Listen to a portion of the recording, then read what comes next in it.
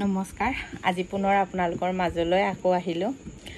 তাৰপিছত ইমানে ভাগৰ লাগিছে দোকানৰ পৰা আহি গা চা ধুই ললো চুলিখিনি এনেকৈ বেড ক্লিপটো মাৰি লওঁ ইমান গৰম উল্টাখিনি বেড ক্লিপটো মাৰি লৈছোঁ দোকানৰ পৰা আহি ইমানে ভাগৰ লাগি যেনে তেনে গা ধুই এতিয়া উঠিলোঁ গা ধুই উঠিয়ে বোলো আপোনালোকৰ মাজত বোলো ভিডিঅ' অকণ কৰোঁ বুলি আহিছোঁ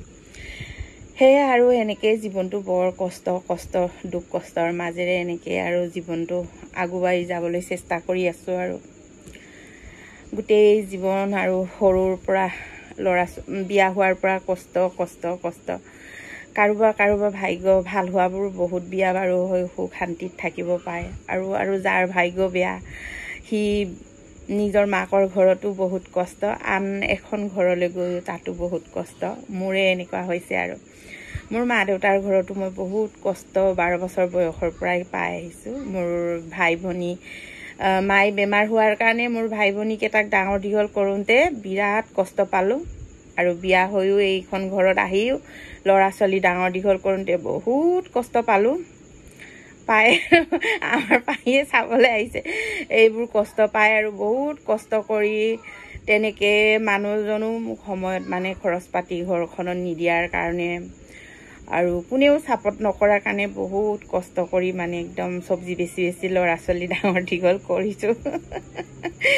যি অকণ সুখ পাইছোঁ এই 6-7 বছৰ অলপ সুখ হৈছে ল'ৰা ছোৱালীবোৰ ডাঙৰ হোৱাৰ পৰা আৰু সেয়ে আৰু সুখৰ দিনবোৰ আহিছে বুলি ভাবি আৰু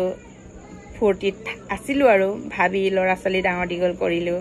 ল'ৰা দুটাকো বিয়া বাৰু পাতি দিলোঁ বোৱাৰীও দুজনী পালোঁ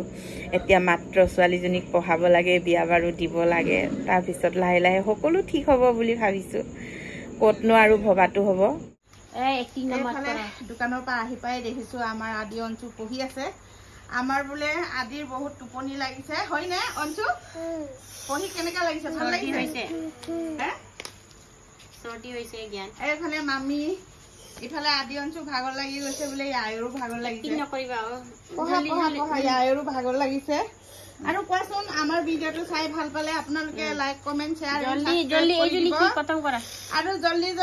1000 ছাবস্ক্ৰাইবাৰ কৰি দিব আইতাক বুলি কোৱাচোন নকয় বেয়া ল'ৰা দেই কোৱাচোন কোৱা আদি অঞ্চু কোৱাচোন কম জলদি আমাৰ আইতাৰ 1000 ছাবস্ক্ৰাইবাৰ কৰি দিব দেই বুলি কয় আমাৰ অঞ্চল বহুত টোপনি ধৰিছে মোৰো বহুত ভাগৰ লাগিছে